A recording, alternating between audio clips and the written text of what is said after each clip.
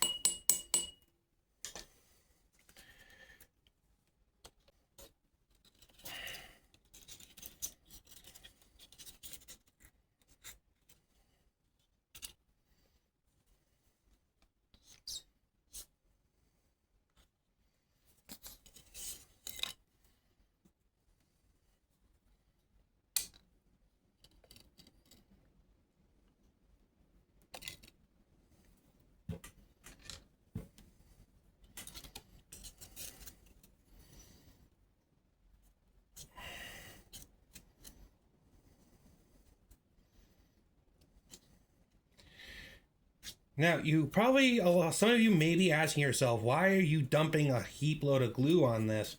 Well, styrofoam breaks down very, very easily under an aerosol.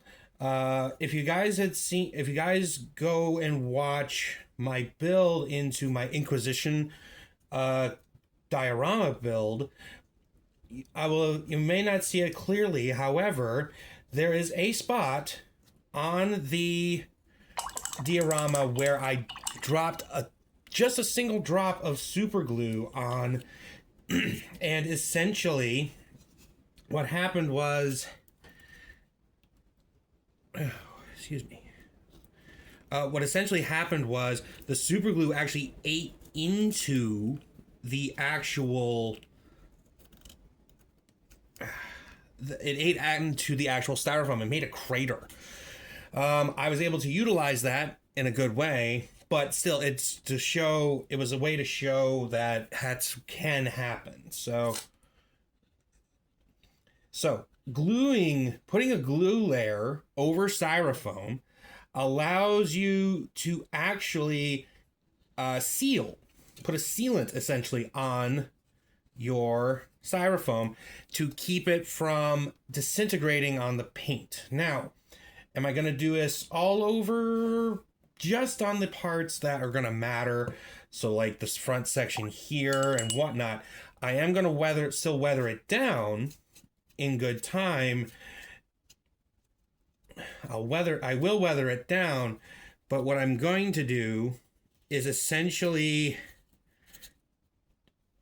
use the weathering in combination of the aerosol. Here we go. In combination of the aerosol to deepen my cracks and ridges is the idea. There we go. Okay.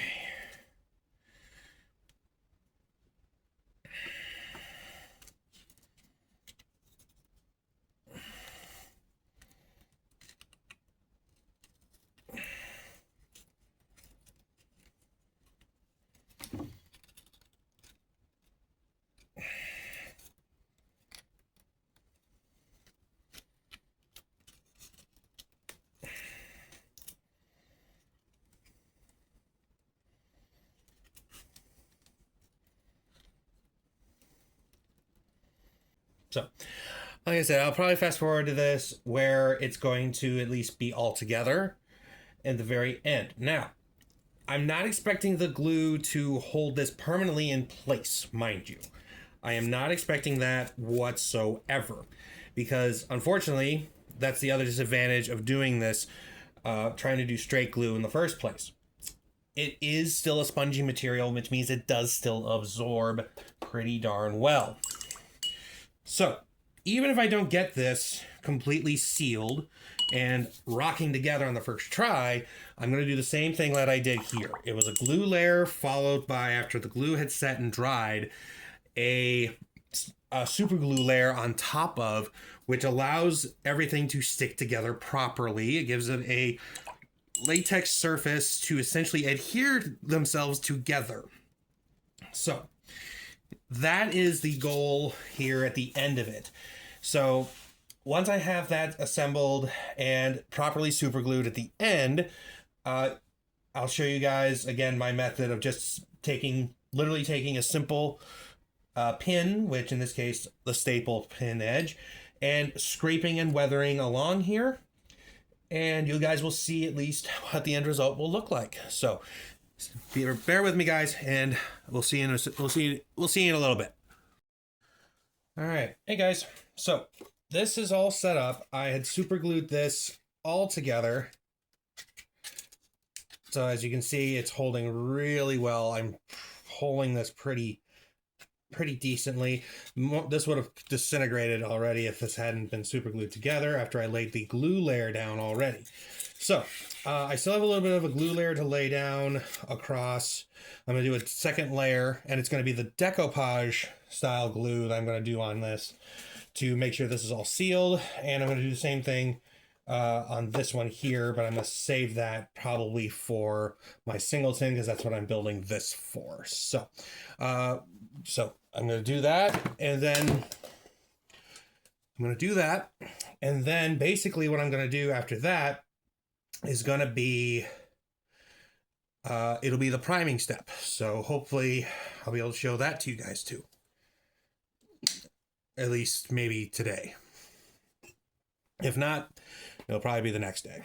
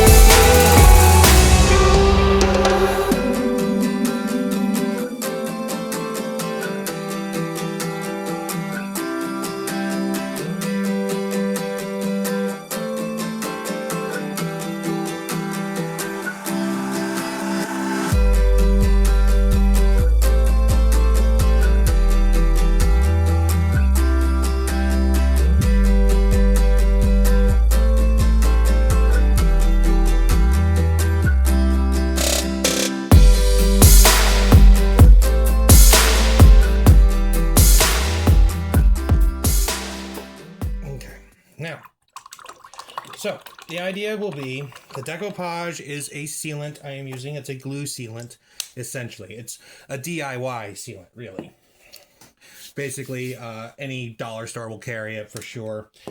So after the decoupage is set, I'm going to go ahead and use my handy dandy scraping pin to rake this up a little bit to make this look more natural, or at least as close to natural as I can.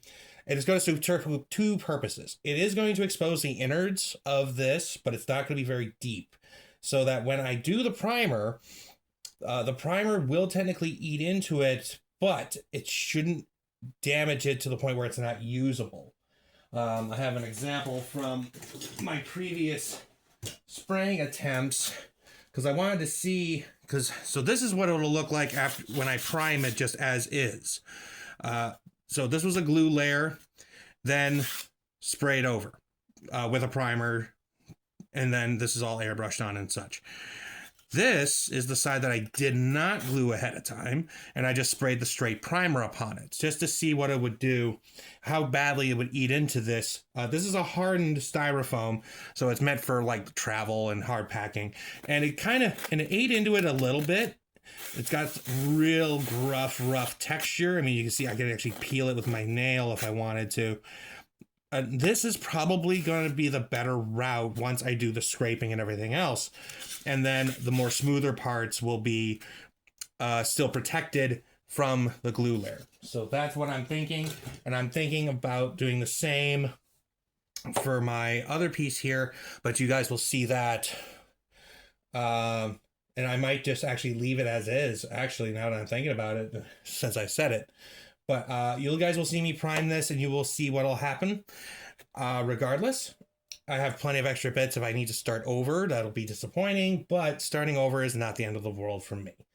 So keep an eye out, guys, and we'll catch you in the next segment when I start priming both of these. Okay, so this is already, caught it. That was close. This is set up with a nice seal. So I'm going to go ahead and clean up the excess a little bit and then proceed to essentially start scraping this up and then go ahead and prime it out. So now, as I said earlier, I'm going to use my metal pin to go ahead and scrape this up.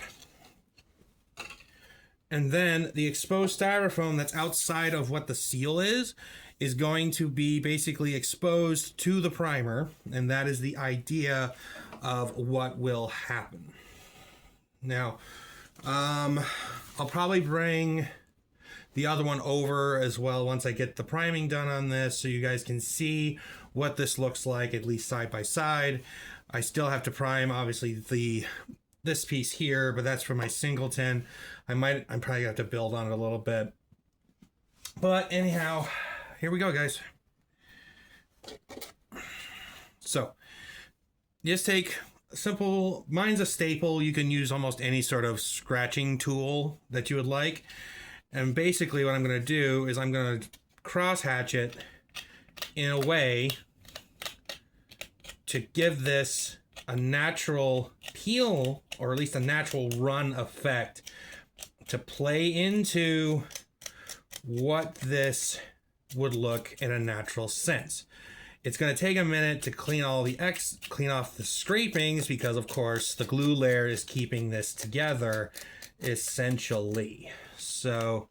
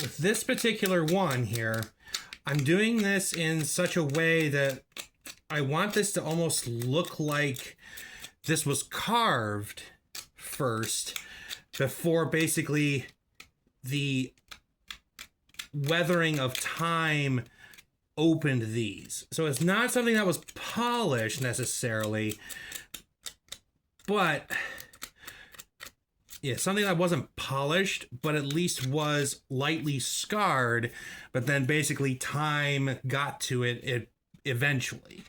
So that's the goal here. That's the aim of the look I'm going for.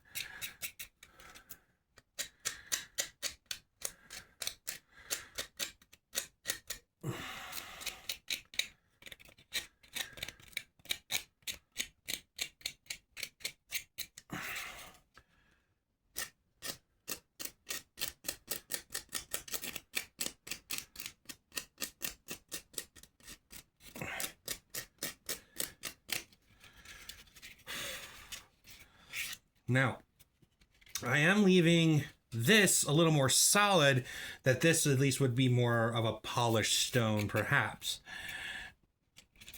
So that's kind of the thought that I'm aiming for on this. So essentially, this was built, the idea behind what I'm building here is that this was ideally built as a ceremonial piece, perhaps. It was a... Or it could have been part of an outpost, perhaps. Because that's something I was thinking about too, about adding to kind of fill in a gap around this a little bit, like in the center here. And I'm thinking that if I'm setting this up as kind of like a narrowed pathway, it could have been like the entrance to a forgotten kingdom. And I have enough material to pull that off. It's a matter of getting it together. So anyhow, so as you can see right here, so we have this right here. Now, I don't know how well, let's see if we can do that, rift you around. Hold on, guys. There we go. So, there we go. So as you see, this is how this unprotected one is. Let's see if I can lift it. There we go. So all those little whites that you're seeing is the actual styrofoam itself from the primer that's actually come in here from all the scraping I had done. And you see how it pitted a little bit, some of it in more areas than others. So areas that are more heavily clawed out is definitely more pitted than you would see, say, on an area I did not actually claw at all. So that was the whole point and purpose. I wanted this to have that crumbled, rock weathered look to it before I started to do any of the painting upon it. So that was the idea, and that was what I'm hoping with the other one out there. So, like I said, I gotta let that dry.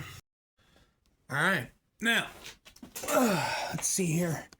Okay, so now that you can see this has dried up just enough for me that I could place this here so you guys can see how this looks side by side. Now, what I was talking about earlier was the idea of an archway between these two. Now, I'm going to try to plan this to be a little more decrepit. Let me rearrange these to fill in some spots here. Just to fill in the locations a bit. Now, but to plan the arch, I actually have the brass rods here, and ironically, this is almost perfect width right here.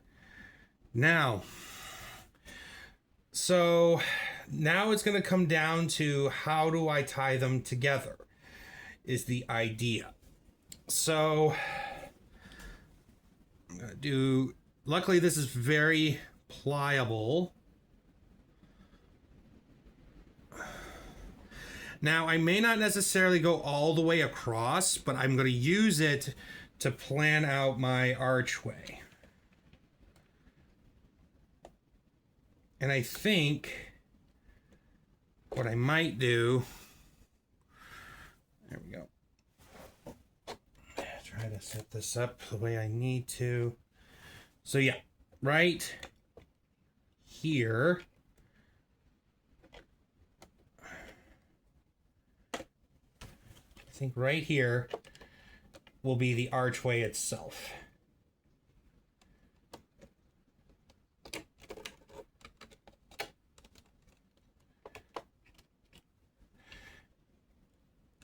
And what I'm gonna do,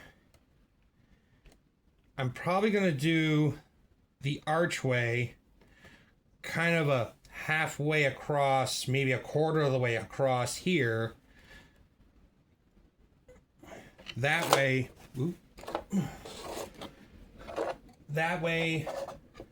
these two segments can participate with each other.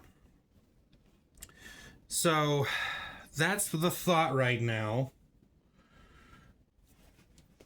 Let me see here if I do this corner to there. Okay. Let's set this up. There we go.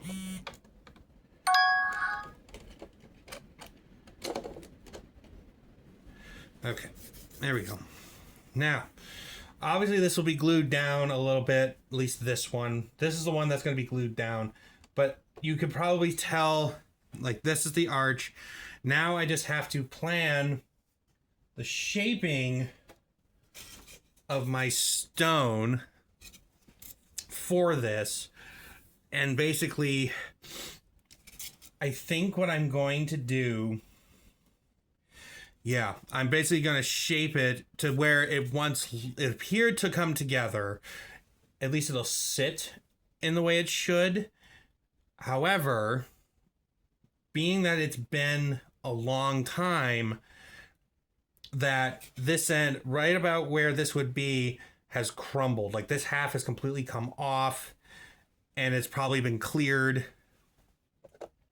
I might leave one of them here as something that's there to try to emphasize the green glow of the riders that are coming through here. And that's something that there's going to be a green glow against this side for sure. Yeah, so that's kind of where I'm going with this. It's going to be a green glow of an outline, perhaps. I don't know, 100% certain, but I know that's how I want to do this. So, or at least I can set it up to be that way.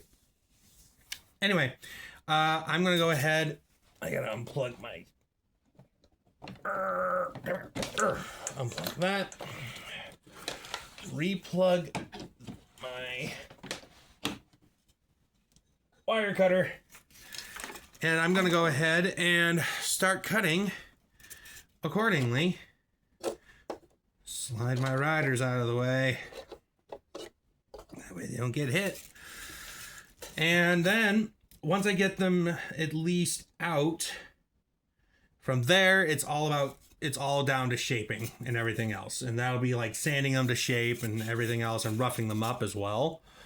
So we're gonna let that warm up. So we're gonna just cut these out, and then it's all about shaping from there. And the shaping is what's gonna take some time here. So I'm at least gonna give you guys a better look of it, at least when it's all together. So that's the idea and thought. So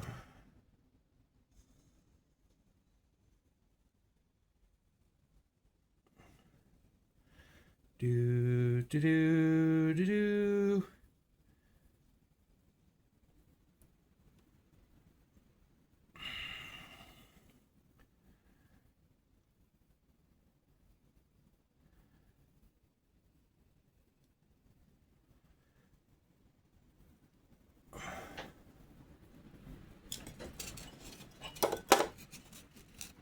So that's gonna be, you'll see in real time. That one you've seen in real time. This one I'm gonna speed run.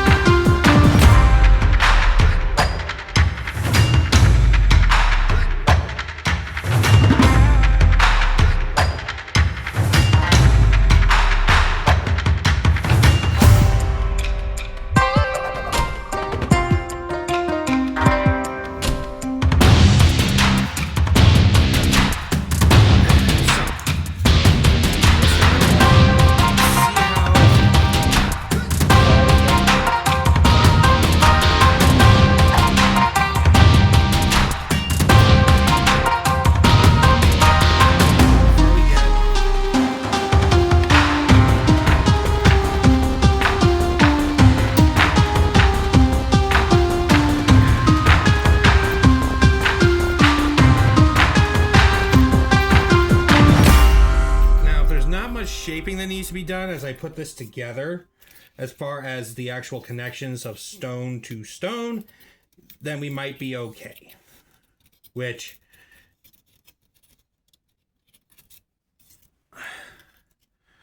yeah, which there will be a little bit, which, again, I can live with. It's going to be the connection end that I need to worry about. So, let's finish getting these on.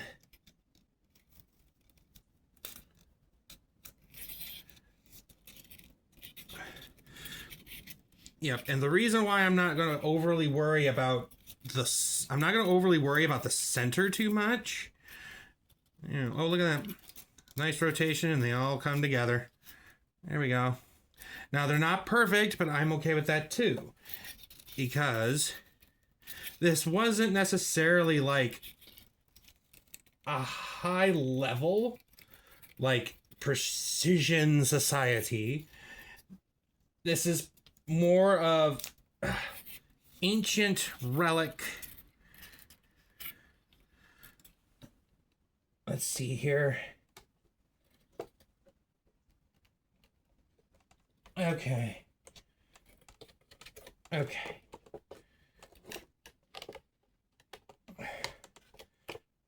There's that. No, you don't. I think 4 might be enough. There we go.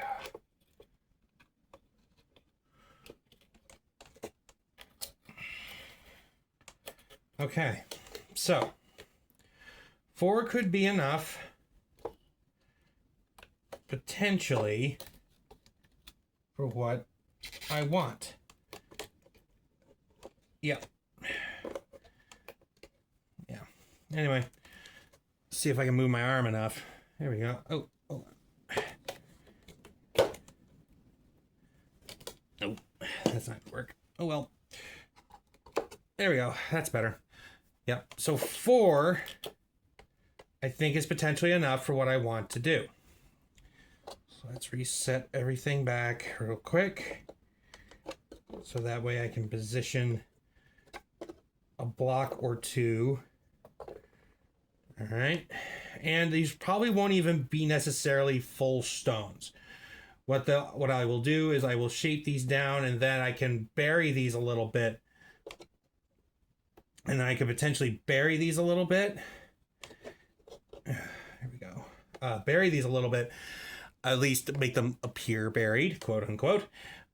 From basically sitting in the earth for an extended period of time. So yeah, that's going to be what that looks like right now. I'm going to go ahead. I'm not going to bore you with me shaving and shaping these. So I'm going to go ahead and bring you guys back in after I've taken care of basically shaping and having these fit much better. So bear with me, guys. All right. So I've gotten these primed, and this is all set up together now. As you can see, is with the priming, and it's kind of the aerosol going into it, it looks like an older stone that's really weathered in time. You have the smoother section up top, which is great, and then the more worn stuff underneath. Give you a better idea. See what I mean? That's what I'm hoping for, a little bit of contrast and such. Then I also did a prime on a filler section here for this diorama piece. This is just a replaceable piece. It's not glued.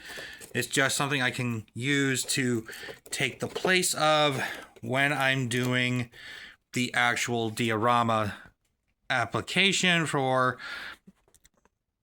the Squidmart Open this coming year. I will talk more about that in a moment. And then, of course, the rubble stones from the other half of the archway kind of scattered in between these guys a little bit, filling in more space, which I'm liking. And so, yeah, so there's that there.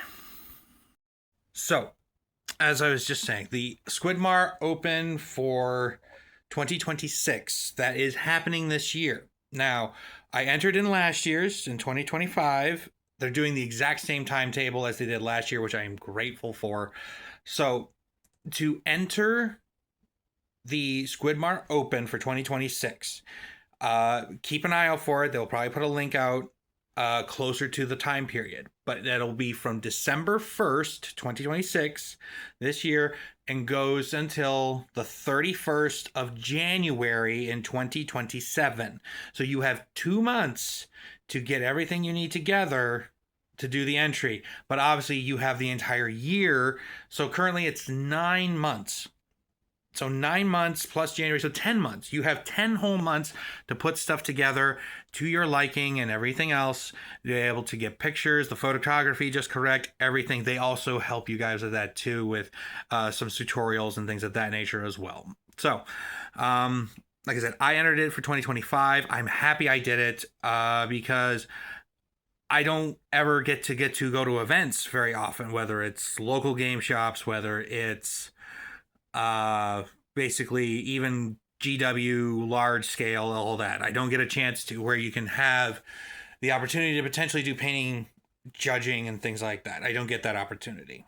So they're doing it all online for anybody who wants to enter it. They have different categories you can enter, etc., etc. So, but anyway, they had posted about, I would say almost a week ago, maybe not quite, maybe even a few days. Either way, they had just posted results for 2025. Now, I did not get bronze. I didn't get any honor for mentions, nothing like that. But that's okay. I don't mind. It's just the fact that I got to enter it at all. I was happy about that. So, check them out. SquidmartMiniatures.com or SquidlyBits. That's their 2 channels. Check them out, guys. Give them subscriptions. It's completely free to subscribe. There's no huge benefit. There's no membership bonus or anything like that. They have something for Patreon, but that's optional, of course. So anyway, check them out, and I think you'll love what they do. I certainly do myself. So anyway, I'm going to end here for now. I'm going to let everything's going to finish drying and everything else because I just primed them today. So anyway, keep an eye out on it, and I'll catch you guys in the next one when I start kind of painting in some more detail, potentially, for some of the rock and some of the more terrain features, or maybe even start working into the actual grass landscape of this diorama. So there's still something I'm going to do for the singleton, so that's coming up too, hopefully this week. So thank you guys for your patience. Keep an eye out for those videos, and give the Squidmart Open a chance. You might just enjoy it. You might just feel like something appreciative. So anyway, thanks guys. Catch you in the next one.